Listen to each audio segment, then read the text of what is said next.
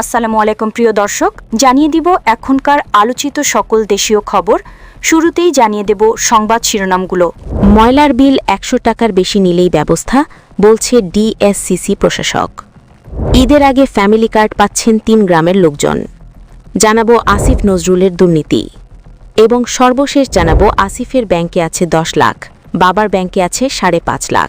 প্রিয় দর্শক, এতক্ষণ দেখছিলেন সংবাদ শিরোনামগুলো, এখন জানাবো বিস্তারিত খবর। ময়লার বিল ১০০ টাকার বেশি নিলেই ব্যবস্থা, বলছে ডিএসসিসি প্রশাসক। ঢাকা দক্ষিণ সিটি কর্পোরেশন কর্তৃক নির্ধারিত বাসা থেকে ময়লা সংগ্রহের বিল ১০০ টাকার বেশি নিলেই ঠিকাদারদের বিরুদ্ধে ব্যবস্থা নেওয়া হবে বলে হুঁশিয়ারি দিয়েছেন ডিএসসি প্রশাসক আব্দুস সালাম। তিনি বলেন, দীর্ঘ ১৭ বছরে অনেকেই ক্ষতিগ্রস্ত হয়েছেন। কারো ব্যবসা নেই, কারো বা ঘরবাড়ি নেই, কেউ পঙ্গু হয়ে গেছেন। তাদের বিষয়ে দায়িত্ব নেওয়া প্রয়োজন। তিনি বলেন, জুলাই আন্দোলনে অংশগ্রহণকারীদের যেমন ভাতা দেওয়া হচ্ছে, তেমনি ক্ষতিগ্রস্ত পরিবারগুলোর সহায়তায় বিষয়ে প্রধানমন্ত্রীর সঙ্গে আলোচনা করে নিয়মতান্ত্রিকভাবে ব্যবস্থা নেওয়ার চেষ্টা করা হবে। ঈদের আগে ফ্যামিলি কার্ড পাচ্ছেন ৩ গ্রামের লোকজন। সুনামগঞ্জের দিরাই উপজেলার কুলঞ্চ ইউনিয়নের ৬ নম্বর ওয়ার্ডের ৩টি গ্রামে পাইলট প্রকল্পের অধীনে ফ্যামিলি কার্ড দিচ্ছে সরকার। ঈদের আগের এই ৩ গ্রামের লোকজন পাচ্ছেন এই ফ্যামিলি কার্ড। ৩টি গ্রাম হল উত্তর সুরিয়ার পার্ক, হাতিয়া, রাধানগর ও আকিল শাহ। এ খবর ছড়িয়ে পড়লে সাধারণ দরিদ্র পরিবারের লোকজনের মধ্যে ব্যাপক আনন্দ উচ্ছ্বাস ছড়িয়ে পড়ছে। ইতোমধ্যে জরিপ কাজ সম্পন্ন করা হয়েছে। ৩ গ্রামে ৯৬৮টি খানা রয়েছে। উপজেলা নির্বাহী অফিসার সঞ্জীব সরকার জানান, যথাযথভাবে জরিপ কাজ সম্পন্ন করা হয়েছে এবং সমস্ত তথ্য সংশ্লিষ্ট সমাজ কল্যাণ মন্ত্রণালয় সফটওয়্যারে পাঠানো হয়েছে। ১০ই মার্চ এর উদ্বোধন করার কথা রয়েছে। প্রথম পর্যায়ে নিম্নবিত্ত ও অতি নিম্নবিত্তদের মধ্যে ফ্যামিলি কার্ড বিতরণ করা হবে এবং পর্যায়ক্রমে প্রত্যেক খানা পরিবারে প্রদান করা হবে। তবে এই ৩ গ্রামে ১১০ জন বিভিন্ন সরকারি ভাতাভোগী রয়েছেন। আসিফ নজরুলের দুর্নীতি। সাবেক অন্তর্বর্তীকালীন সরকারের উপদেষ্টা ছিলেন ড আসিফ নজরুল। দায়িত্বে থাকাকালীন তাকে নিয়ে নানা অভিযোগ আলোচনা সমালোচনা হয়েছে। দায়িত্ব ছাড়ার পরও সেই অভিযোগ সমালোচনা তার পিছু ছাড়েনি। তার বিরুদ্ধে অভিযোগ উঠেছে তিনি দুর্নীতি করে আমেরিকায় বাড়ি কিনেছেন। এই অভিযোগের বিষয়ে নিজের বক্তব্য তুলে ধরার পাশাপাশি অভিযোগের প্রমাণ চেয়ে চ্যালেঞ্জ ছুড়েছেন আসিফ নজরুল। ৭টা ৪১ নিজের ভেরিফাইড ফেসবুক পেজে এ নিয়ে একটি পোস্ট দিয়েছেন আসিফ নজরুল। তার সেই পোস্ট হুবহু পাঠকদের জন্য তুলে ধরা হল। আসিফ নজরুলের দুর্নীতি। আসিফ নজরুল আমেরিকায় বাড়ি কিনেছেন, বউ বাচ্চা সব আমেরিকায় চলে গেছে, সেও শীঘ্রই আমেরিকায় পালিয়ে যাবে। এরকম একটা গাছখড়ি খবর বছরখানেক আগে ইউটিউবে ছাড়া হয়। বিপুল সংখ্যক মানুষ এটি দেখেন এবং ভয়াবহ বিষয় হল তাদের কেউ কেউ তা বিশ্বাস করা শুরু করেন। এর কিছুদিন পর খালিদ মহিউদ্দিনের একটি অনুষ্ঠানে প্রসঙ্গটি ওঠে। আমি হাসব না কাঁদব বুঝতে পারি না, শুধু বলি আমেরিকায় বাড়ি কিনলে রেকর্ড থাকে, কেউ তা লুকাতে পারে না। খালেদের অনুষ্ঠানে আমি সব ইউটিউবার ও সাংবাদিক ও গোয়েন্দাদের চ্যালেঞ্জ করি, আমেরিকায় আমার বাড়ি আছে তার প্রমাণ খুঁজে বের করার জন্য। আমি এই অনুরোধও করি, এই সংবাদের সত্যতা বের করতে না পারলে যে মিথ্যাবাদীরা এটি ছড়িয়েছে তাদের কোনো কথা যে কেউ বিশ্বাস না করে। এর চ্যালেঞ্জ জানানোর পর প্রায় ৮ মাস অতিবাহিত হয়েছে। আমেরিকায় আমার বাড়ি আছে এমন কোনো ঠিকানা, দলিল, সাক্ষ্য, প্রমাণ কেউ দিতে পারেনি, পারার কথাও না। কারণ আমেরিকা কেন, বাংলাদেশের বাইরে পৃথিবীর কোনো দেশে আমার বাড়ি নেই, কোনো রকম সম্পত্তিও নেই। নানা ধরনের গুজব কিছুটা হ্রাস পায় এরপর, কিন্তু অন্তর্বর্তীকালের সরকারের বিদায়ের পর হঠাৎ পরিস্থিতি বদলে যায়। আমার তথাকথিত দুর্নীতির নতুন নতুন খবর ডালপালা মেলতে শুরু করে। প্রথমে ফালতু অনলাইনে, তারপর কপি পেস্ট করে প্রায় ফালতু অনলাইনে, তারপর এমন সব কুখ্যাত অপরাধীদের মালিকানাধীন সংবাদ মাধ্যমে যারা অন্তর্বর্তীকালীন সরকারের সময় খুব একটা আনন্দ থাকতে পারেনি। এসব খবর আমার সহকর্মীদের অনেকে পাত্তাই দিতে চান না, আমিও চাই না। কিন্তু আমি জানি আমাকে বহু মানুষ ভালোবাসেন, আমার জন্য দোয়া করেন। তাদের একজন যদি এসব মিথ্যাচারে কষ্ট পেয়ে থাকেন, তার জন্য আমার কিছু কথা স্পষ্টভাবে বলা প্রয়োজন। আমার বক্তব্য এখানে ওয়ার্ল্ড রেকর্ড বলে রাখলাম তার মতো মানুষদের জন্য এবং অন্য যে কারো জন্য। আমার বক্তব্য, আমি সরকারে ফাঁকা অবস্থায় বা এর আগে পরে জীবনে কখনো কোনো দুর্নীতি করিনি। ১ টাকা, আবার বলি ১টা টাকাও দুর্নীতি করিনি। আমার জ্ঞাতসারে কাউকে দুর্নীতি করতেই দেইনি।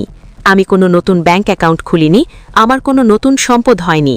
আয়কর দেওয়ার সময় আমি কোনো সম্পদ অপ্রদর্শিত রাখিনি। আমি কোনো দুর্নীতি করিনি, করার প্রশ্নই আসে না। বক্তব্য 2, আমি কোনো স্বজনপ্রীতি করিনি। সরকারে থাকা অবস্থায় আমার পরিবার বা আত্মীয় স্বজনকে বিন্দুমাত্র সুবিধা দেইনি বা তাদের কোনো অনৈতিক সুবিধা পাইয়ে দেইনি। আমি প্রায় 5,000 আইন কর্মকর্তা নিয়োগ দিয়েছি, একজন আত্মীয়কেও নিয়োগ দিয়েছি। আমার আত্মীয়রা কখনো কারো পক্ষে তদবির করার সুযোগও পাননি। বক্তব্য 3, আমি কখনো এলাকা প্রীতি করিনি। উপদেষ্টা থাকাকালে আমার গ্রামের বাড়ি বা ঢাকা শহরে যেখানে আমি বেড়ে উঠেছি সেখানে একবারও যাইনি। তবে আমি লালবাগ শাহী মসজিদের জরুরি উন্নয়নের জন্য ধর্ম মন্ত্রণালয়ের কাছ থেকে অল্প কিছু আর্থিক সহযোগিতা নিয়মানুভাবে পেতে সহযোগিতা করেছি। ঢাকা বিশ্ববিদ্যালয়ের প্রশাসন ও ডাকসুর আবেদনক্রমে ক্রিকেট বোর্ডের কাছে অনুরোধ করে ঢাবির খেলার মাঠের উন্নয়নের জন্য কিছু অনুমোদন এনে দিয়েছি।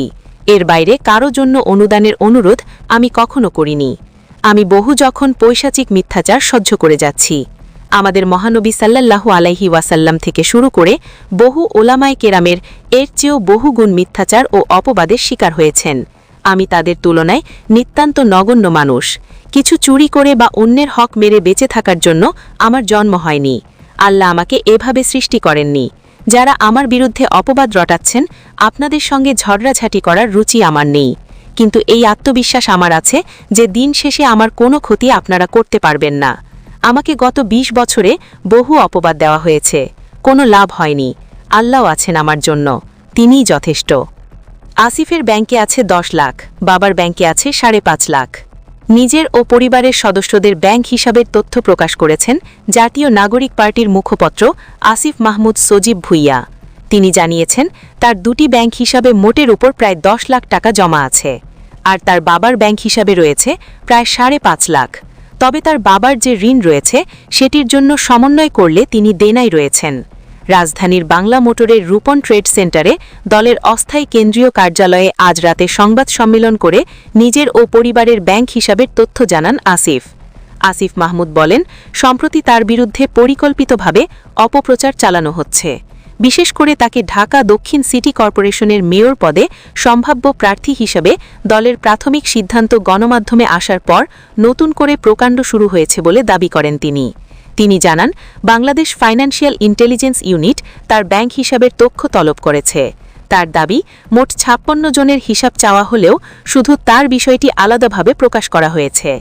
আসিফ বলেন, তদন্ত করতে চাইলে তারা করতেই পারে, কিন্তু একটি কনফিডেন্সিয়াল চিঠির তথ্য সাংবাদিকদের গ্রুপে দিয়ে প্রচার করা উদ্দেশ্যপ্রণোদিত। আসিফ মাহমুদ বলেন, তার বাবার 5টি ব্যাংক হিসাব রয়েছে, স্যালারি, সেভিংস ও কারেন্ট অ্যাকাউন্ট। সব মিলিয়ে সেখানে জমা আছে 5,47,711 টাকা। তবে তার বাবা 10 লাখ টাকার একটি সার্ভিস লোন নিয়েছিলেন, যার বকেয়া রয়েছে 6,39,746 টাকা। সব হিসাব সমন্বয় করলে তার বাবা দেনায় রয়েছেন। আসিফের মায়ের একটি হিসাবে রয়েছে 21,000 টাকা, স্ত্রীর একটি হিসাবে রয়েছে 613 টাকা। নিজের হিসাবের বিবরণ তুলে ধরে আসিফ মাহমুদ জানান, তার ব্যক্তিগত 2টি ব্যাংক হিসাব রয়েছে। একটি সোনালী ব্যাংকের সেভিংস অ্যাকাউন্ট, যেখানে 9,930 টাকা রয়েছে। অন্যটি সরকারি দায়িত্ব পালনকালে ব্যবহৃত স্যালারি অ্যাকাউন্ট। ওই হিসাবে জমা আছে 9,78,626 টাকা। আসিফ বলেন, অন্তর্বর্তীকালের সরকারের উপদেষ্টা হিসেবে 16 মাসের দায়িত্ব পালনকালে মাসিক প্রায় 1,65,000 টাকা বেতন ও ভাতা পেয়েছেন তিনি। এছাড়া 5টি বিদেশ সফরের টিএ-ডিএ বাবদ কয়েক দফায় অর্থ এসেছে। সব মিলিয়ে ওই হিসাবে মোট ক্রেডিট রয়েছে 85,81,000 টাকা এবং ডেবিট রয়েছে 76,03,000 টাকা। দায়িত্ব গ্রহণের আগে ওই হিসাবে প্রায় 500 টাকা ছিল বলে জানান তিনি। প্রিয় দর্শক, এই ছিল এখনকার গুরুত্বপূর্ণ নিউজ। আরও গুরুত্বপূর্ণ নিউজ নিয়ে ফিরছি কিছুক্ষণের মধ্যে। নিউজগুলো সবার আগে দেখার জন্য এই চ্যানেলটি সাবস্ক্রাইব করে আমাদের সাথে থাকুন। ধন্যবাদ।